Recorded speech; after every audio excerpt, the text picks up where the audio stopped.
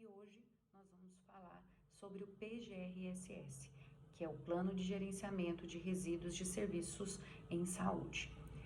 Para falar sobre esse plano hoje, esse documento, nós vamos começar a falar aí de como tudo isso surgiu, através de que lei e do que nós estamos falando.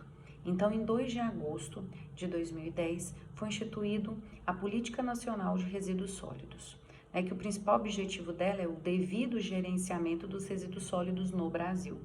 Então, os princípios dessa lei visam o desenvolvimento sustentável, a responsabilidade compartilhada, e seus objetivos vão nortear o quê? A proteção da saúde, o meio ambiente, a redução de volume desses resíduos sólidos e o que mais impacta esse trabalho, que é o que? A reutilização, a reciclagem e o tratamento correto dos resíduos.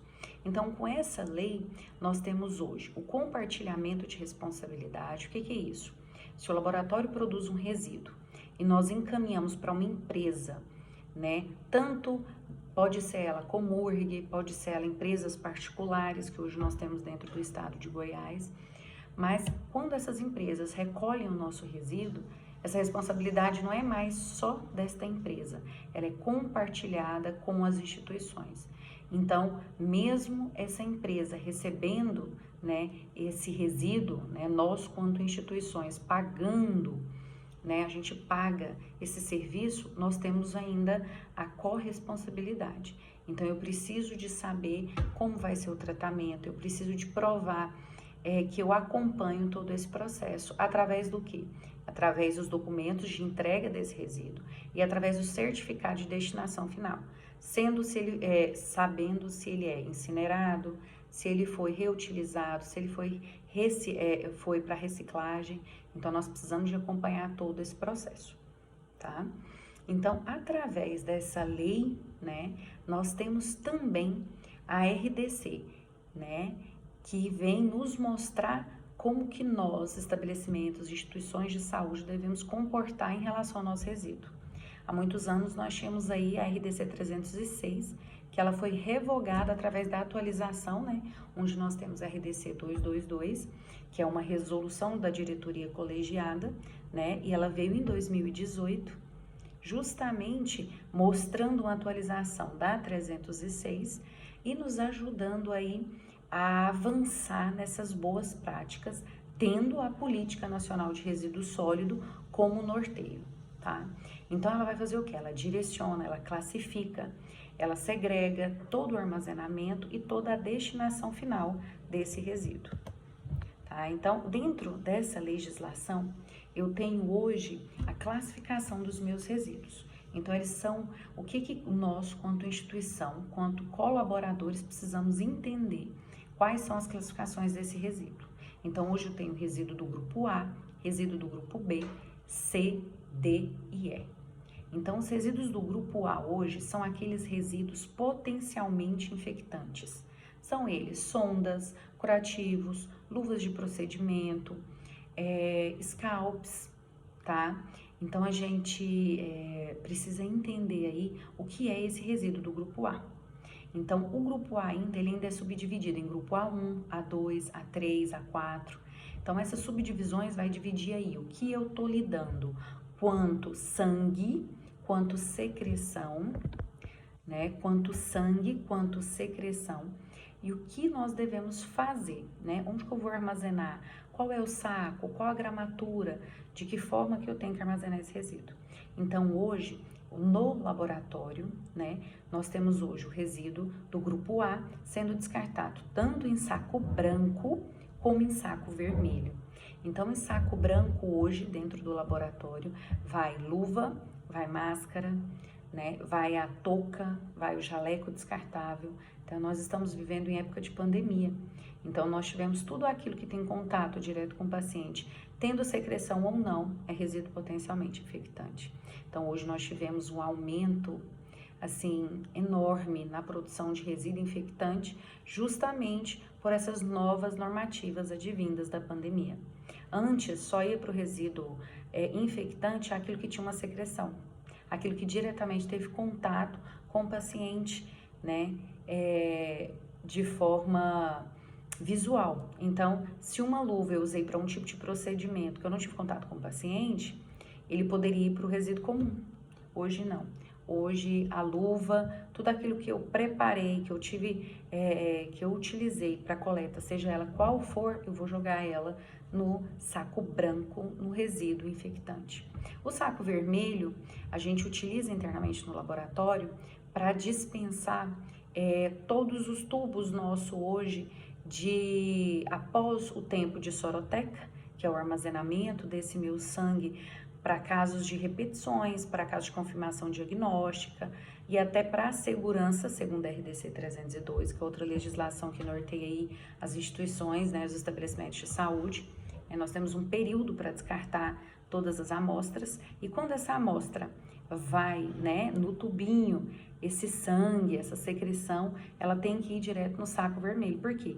Porque é um sinal a mais de cuidado com esse material, com a capacidade de infecção, né, potencialmente infectante que ele tem, tá? Então, os resíduos de grupo A são esses, são aqueles que são infectantes, que têm a maior capacidade de infectar, né, de contaminar.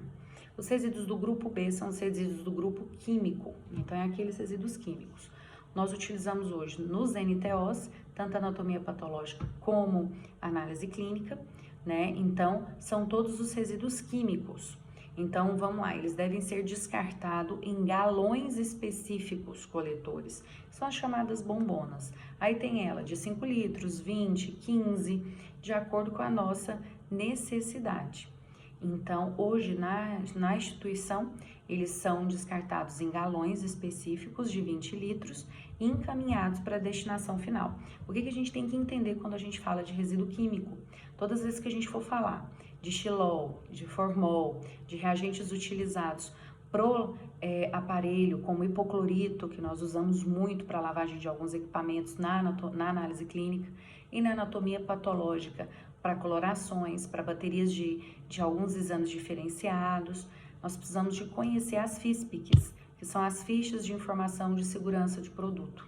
Então, nessa FISPIC eu tenho potencial de contaminação, eu tenho a forma que eu tenho que lidar se acontecer um acidente, tanto com contato conosco quanto colaboradores, como se acontecer um acidente e esse resíduo cair, né, no chão, se o frasco quebrar ou se acontecer qualquer tipo de problema. Então, todas as vezes que eu falar em resíduo químico, a gente tem sempre que lembrar das FISPICs, que são elas que vão nos dar segurança para o nosso trabalho. Mas, a nível de resíduo, eu preciso que esse resíduo seja descartado nos galões específicos. Então, através dessa FISPIC, eu vou saber o que eu posso misturar com o que para descartar.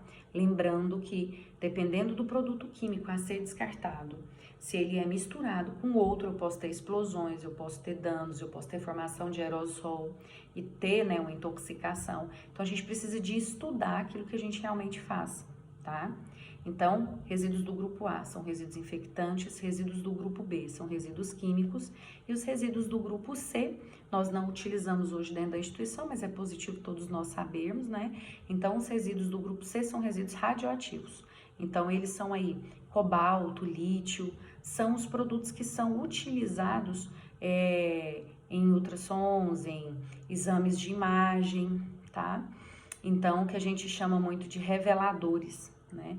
Então, eles são descartados aonde? Em caixas blindadas, né? Então, aí tem um tempo para decair esse material para depois eu poder encaminhar para as instituições para destinação final.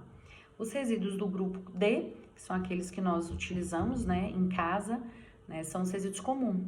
Então, são frascos, garrafas, PETs vazias, marmitex, copos, papel toalha.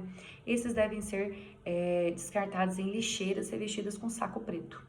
Ou em algumas instituições, verde, que vai significar o quê? A minha reciclagem. Então, hoje a gente separa aquilo que é orgânico daquilo que é reciclável. Então, essa aí é uma das propostas, né, dentro da nossa missão, né, de estar sempre levando respostas rápidas e precisas para os nossos pacientes, tendo sempre a qualidade como primícia e a sustentabilidade. Então, é uma das nossas metas, né? Tá trabalhando aí com essa reciclagem, com essa redução aí desse resíduo comum. Então, vai no saco preto e é aquele que nós utilizamos aí corriqueiramente.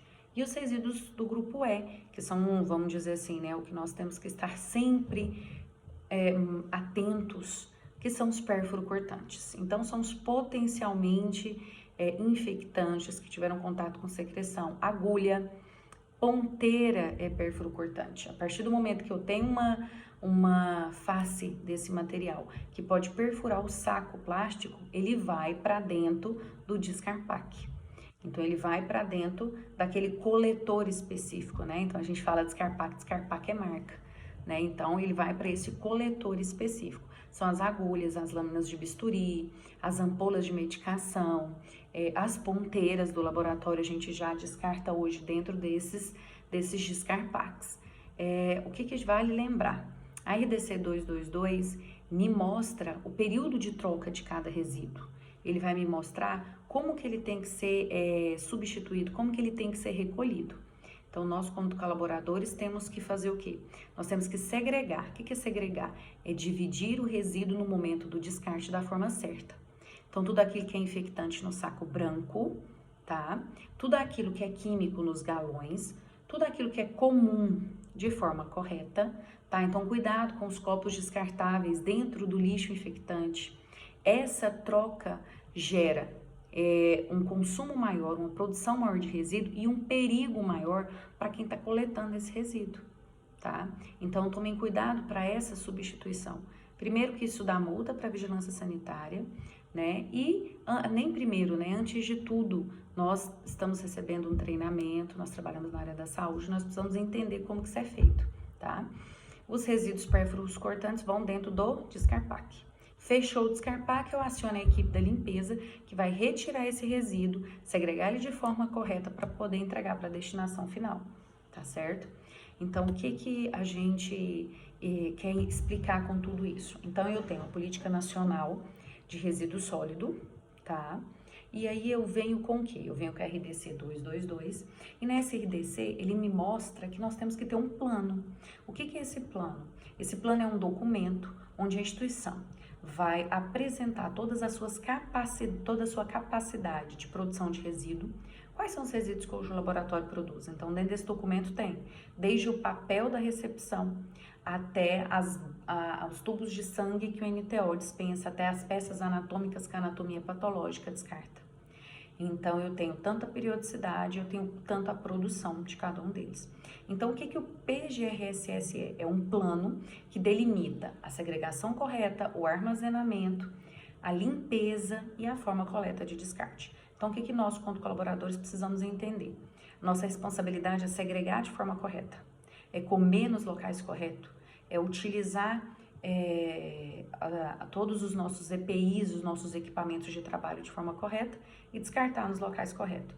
O que o nosso PGRSS me diz? Que esses resíduos são recolhidos 2 vezes ao dia, matriz, média e paz, tanto no período matutino como no período vespertino. Nas unidades, eles vão atender a necessidade da equipe da limpeza. Então, o plano de gerenciamento de resíduo, ele é executado tanto por nós quanto colaboradores no momento da segregação, como pela equipe da limpeza no momento de retirada, no momento de higienização das limpezas,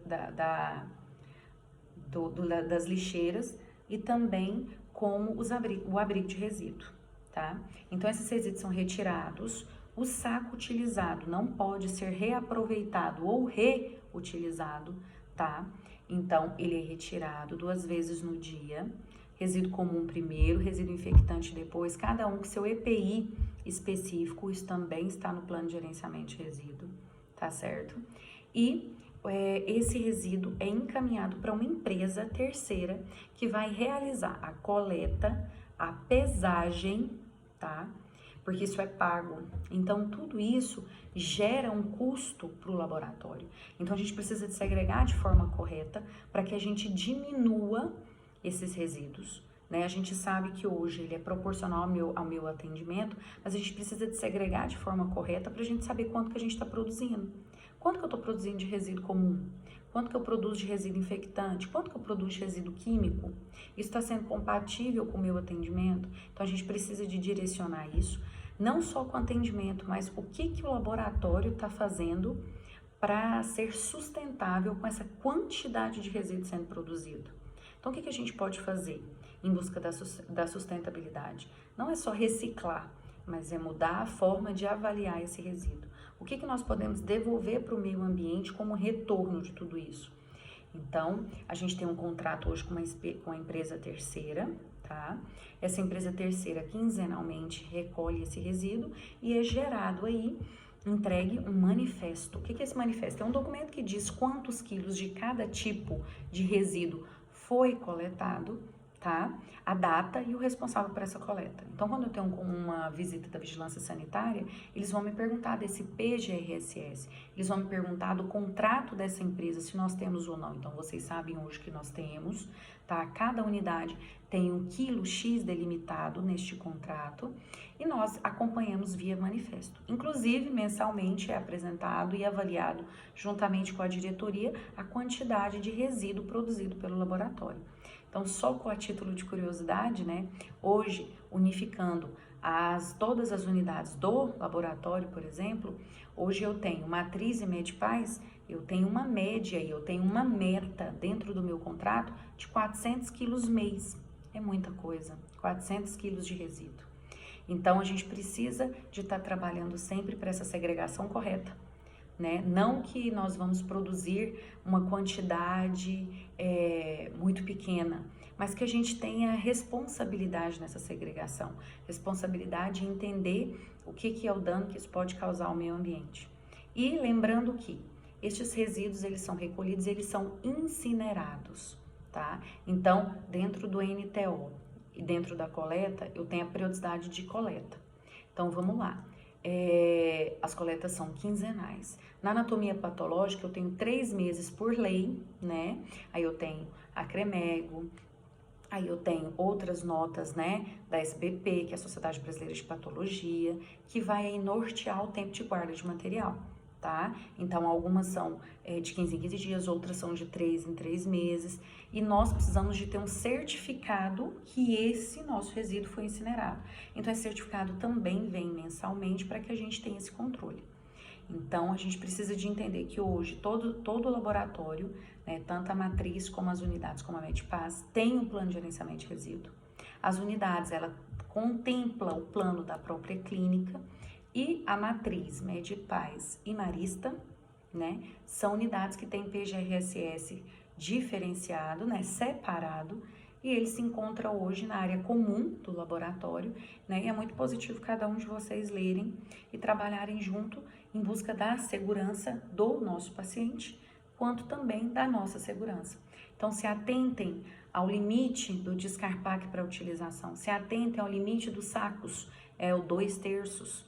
Eu preciso que esses resíduos sejam coletados com no mínimo de 24 a 48 horas, para que eu não tenha formação de aerossol, para que isso não seja perigoso, tanto para mim, como colaboradora, como para os meus pacientes. Cuidado com a localização dos descarpaques, com o momento, com o local que as lixeiras se encontram. A gente tem que avaliar o risco que isso pode dar ao nosso ambiente de trabalho, tá? Então, esse treinamento, né, essa palestra, é justamente para mostrar a importância desse plano de gerenciamento de resíduo e onde nós estamos, quanto Jarbas Dolles, né, em busca dessa sustentabilidade, em busca dessa redução, né, e ao mesmo tempo em busca desse conhecimento. Então, qualquer dúvida estamos à disposição e muito obrigada.